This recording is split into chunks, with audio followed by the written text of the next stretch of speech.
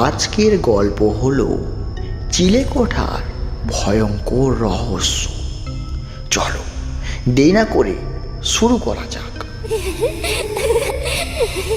গ্রামটির নাম আমার ঠিক মনে নেই, তবে এটুকু মনে আছে ব্যান্ডেল কটোয়া রেল লাইনের ত্রিবেণী নামক জায়গা থেকে 5 মাইল দূরে গঙ্গার ধারে সেই গ্রামটি। ছবির মতো গ্রাম, গঙ্গার ধারের প্রাকৃতিক দৃশ্য অতি মনোরম। গ্রামটির নাম ধরা যাক চন্দ্রপুর।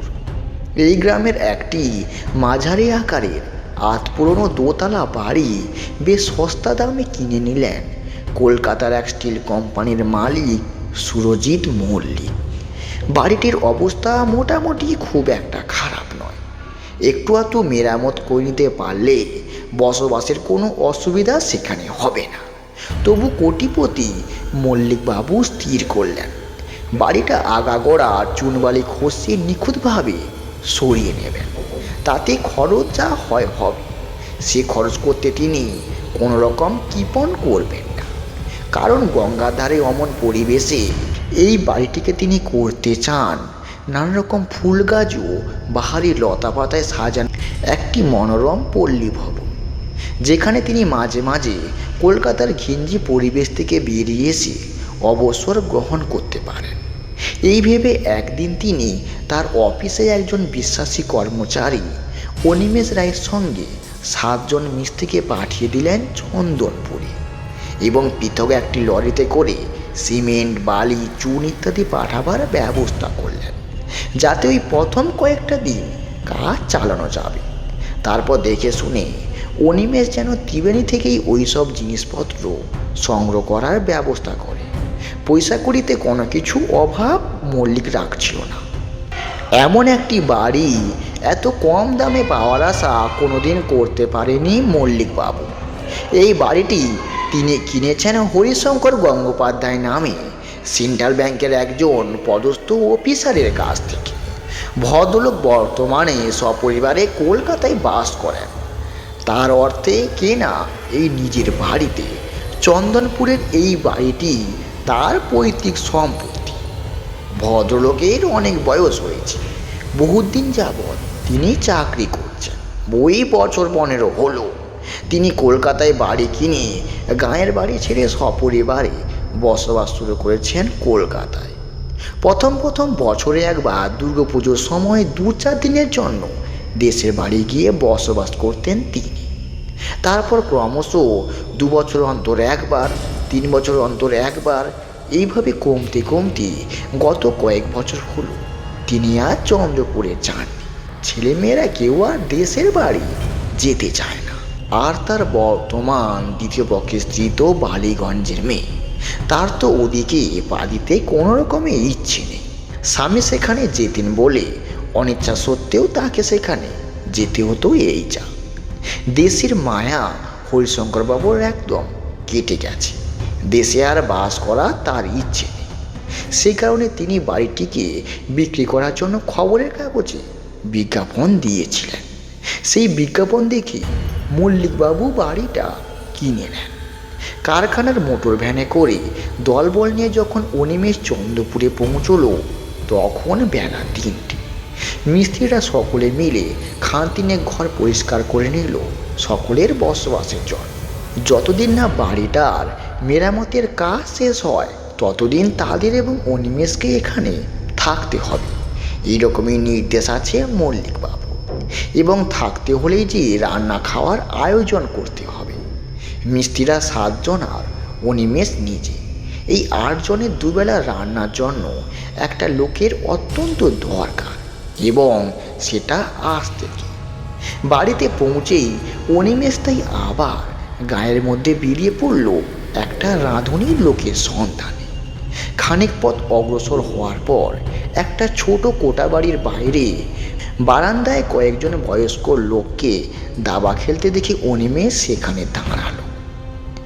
একটা অচেনা যুবককে দেখে গাঁয়ের লোকগুলো দাবা খেলা বন্ধ করে দিল। তারা কৌতূহলের সঙ্গে অনিমেষের দিকে তাকালো। অনিমেষ বলল, চিন্তা করবেন না, আমি কলকাতা থেকে আসছি। আপনাদের বোধহয় অজানা নেই, এখানে ওই হরিশঙ্কর গাঙ্গুলির বাড়িটা সুরজিৎ মল্লিক কিনে নিয়েছেন, জানেন তো? একজন ভদ্রলোক বললেন। ও গঙ্গার কাছে যে বাড়িটা ডান দিকে রয়েছে, ওই বাড়িটার কথা বলছেন তো? অনিমেষ বলল, আরে হ্যাঁ, ওই বাড়িটাই তো। আমি মল্লিক সাহেবের স্টিল কোম্পানিতে কাজ করি। সাহেব আমাকে কয়েকজন রাজমিস্ত্রি দিয়ে এখানে পাঠিয়েছেন বাড়িটা মেরামত করবার জন্য। 15 দিন কি 20 দিন লাগবে বলে মনে হচ্ছে আমার। আমরা আছি 8 জন, দুবেলা রান্না খাওয়া তো করতে হবে। ভালো রাঁধতে পারে এমন একজন লোকের আমার খুব দরকার। সেই খোঁজেই আজ আপনাদের কাছেই আমি এসেছি। যদি আপনারা একটা ব্যবস্থা করে দেন দাদা, খুব উপকার হয়। দ্বিতীয় একজন ভদ্রলোক বললেন, হ্যাঁ নিশ্চয়ই, একজন বয়স্ক মেয়ে ছেলে আছে, দিতে পারি। তা তাকে দুবেলা খেতে দিতে হবে, আর হাত খরচ বাবু 2 টাকা করে দেওয়া দরকার।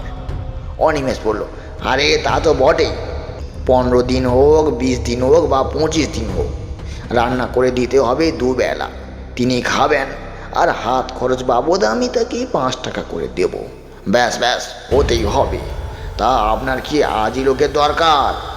হ্যাঁ, সেই জন্য তো বাড়িতে পা দিয়েই আমি বেরিয়ে পড়েছি। আর সন্ধ্যার আগে পাঠিয়ে দেবার একটু ব্যবস্থা করুন দাদা।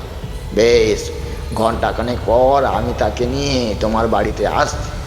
আপনি থাকবেন তো? অনিমেষ বলল, হ্যাঁ আছি, সমস্যা নেই।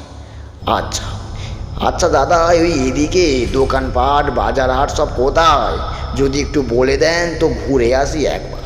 আজকের মতো চাল ডাল তরি তরকারি কিছু নিয়ে আসি, কিন্তু মুদি দোকানের কিছু জিনিস আজ আমি নেব। দ্বিতীয় ভদ্রলোকটি দাবা খেলার দর্শক ছিলেন। হাবভাব এবং কথাবার্তায় বেশ সহানুভূতিশীল মনে হল।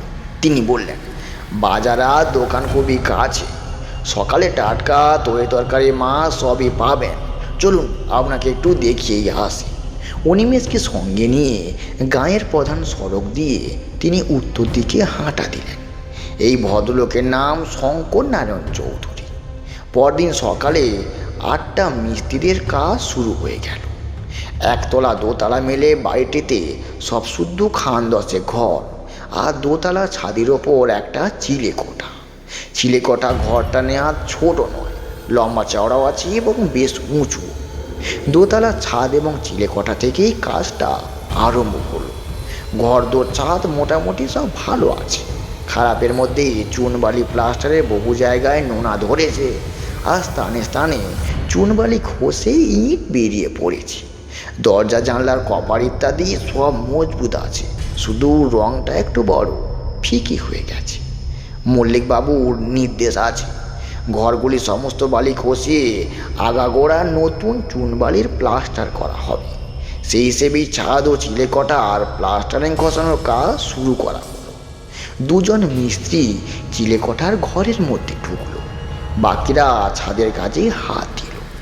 চিলেকোঠার দেয়ালে একজন মিস্ত্রি প্রথমে যেই না শাবলের ঘা মেরেছে, অমনি একটা বিশ্রী কাণ্ড ঘটে গেল। শাবলটা অচমকা পিছিয়ে গিয়ে লোকটার পায়ে পড়ল। বেশ খানিকটা গর্ত হয়ে গেল। সে কি রক্তারক্তি কাণ্ড! অনিমেষ খুব বুদ্ধি করে সঙ্গে কিছু ওষুধপত্র, তুলো, ব্যান্ডেজ ইত্যাদি এনেছিল। সে তৎক্ষণাৎ সেগুলি লাগিয়ে দিয়ে তার পাটা বেশ শক্ত করে বেঁধে দিল এবং কিছুক্ষণের জন্য তার বিশ্রামের ব্যবস্থাও করে দিল।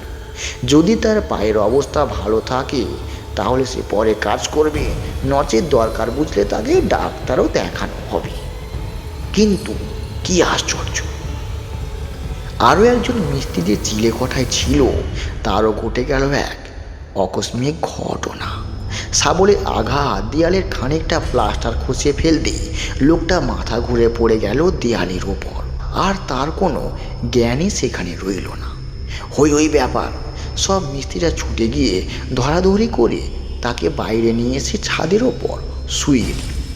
মুখে চোখে জলে ছিটে দিয়ে খানিকটা হাওয়া দিতে সেই চোখটা খুলল। অনিমেষ বলল, চিলেকোঠার ঘরটা বড় অপয়া, 2বার এরকম বাধা পড়ল। আজ থেকে এ ঘরের কাজ বন্ধ থাক, ওটা শেষের দিকে করা যাবে ক্ষণ। বিকেল 5টা অবধি মিস্ত্রিরা ছাদের এবং দোতলার কিছু ঘরের দেয়ালে কাজ শেষ করল। বেলা 12টা থেকে 1টা অবধি মিস্ত্রিদের খাওয়ার ছুটি ছিল। কাজ তারা করলো বটে, কিন্তু সহকর্মী দুজনের দুর্ঘটনার জন্য তাদের মন কারোর ভালো ছিল না। ওই অসুস্থ মিস্ত্রি দুজনের পক্ষে এদিন আর কোনো কাজ করা সম্ভব হয়নি। সন্ধে 6টা নাগাদ রাঁধুনি মহিলাটি এসে উনুন দেলে রান্না চাপিয়ে দিল। সকাল 8টা নাগাদ এসেছিল, রান্না বান্না করে 12টার মধ্যে খেয়ে দিয়ে চলেও গিয়েছিল। কাল রাতে গিয়েছিল 9:30টায়, আজ গেল 9টায়। অনিমেষ রাত 11টার আগে খেতে পারে না, এইরকম ওর বরাবরের অভ্যাস। মিস্ত্রিদের একটু সকাল সকাল খাওয়ার ইচ্ছা থাকলেও অনিমেষের কথা শুনে তারাও বাবুর সঙ্গে খাওয়ার জন্য সংকল্প করেছেন। কাল রাত 11টাতেই একসঙ্গে সকলে খেয়েছে। আজও তারা সেইরূপ খাবে স্থির করে মেঝেতে আঁক কেটে হারকিনালয় বাঘবন্দি খেলা শুরু করেছে। আর অনিমেষ তাদের পাশের ঘরে মেঝেতে বিছানা পেতে একটা ইংরেজি বই পড়ছে। মাথার উপর জ্বলছে একটা হারকি। রাত তখন ওই 10টা বাজে। বেশ তন্ময় হয়ে অনিমেষ বইখানা পড়ছিল। হঠাৎ কিসে যেন একটা শব্দ পেয়ে দরজার দিকে তাকালো অনিমেষ। তাকে কেমন যেন একটা অনিমেষ চমকে উঠল। দেখলো দরজা গোড়ায় আধা আলো আধা অন্ধকারের মধ্যে দাঁড়িয়ে রয়েছে একটা মহিলা। পরনে তার কালো রঙের একটা শাড়ি, মাথায় ঘোমটা টানা। মুখমণ্ডল ভালো করে দেখা যাচ্ছে না, বোঝাও যাচ্ছে না সে কীরকম দেখতে। অনিমেষ অত্যন্ত অবাক হল এত রাতে তার কাছে একজন মহিলাকে আসতে দেখে। প্রথম নজরে সে হঠাৎ ভেবেছিল রাঁধুনি মেয়েটি বোধ হয় এসেছে ওই পয়সা টয়সা চাইতে, কিন্তু পর মুহূর্তে তার ভুলটা ভেঙে গেল। অনিমেষ অত্যন্ত অস্বস্তি বোধ করতে লাগলো। বিছানার ওপর উঠে বসে সে প্রশ্ন করল, কে আপনি? মহিলাটি এত কাছে থাকা সত্ত্বেও তার কাছে যা উত্তর এলো, অনিমেষের মনে হলো সেই কণ্ঠস্বর যেন অনেকটা দূর থেকে ভেসে এলো। মহিলাটি বলল, আমার পরিচয় জেনে আপনার কোনো লাভ নেই। আপনাকে একটা কথা আমি বলতে এসেছি। সারা বাড়িতে মেরামত করুন, আমি কিন্তু কোনো বাধা দেব না, কিন্তু ওপরের চিলেকোঠাতে হাত দেওয়ার মোটেও চেষ্টা করবেন না আপনি, কারণ ওই ঘরটিতে আমি বসবাস করি। আমার ঘর যেমন আছে তেমনি থাকবে। আমার ঘরে হাত দিলে কিন্তু খুব বিপদে পড়বেন, দেখলেন তো আগে দুজনের খুবই বিপদ। অনিমেষ বিস্ফীত নেত্রে হতভম্বের মতো বলল, কই ওপরের ওই চিলেকোঠাটায় কেউ বাস করলে তো মনে হতো, ওই মনে হলো না তো। অনিমেষের কথা বলার মধ্যেই মহিলাটি অন্ধকারের মধ্যে মিশে গেল।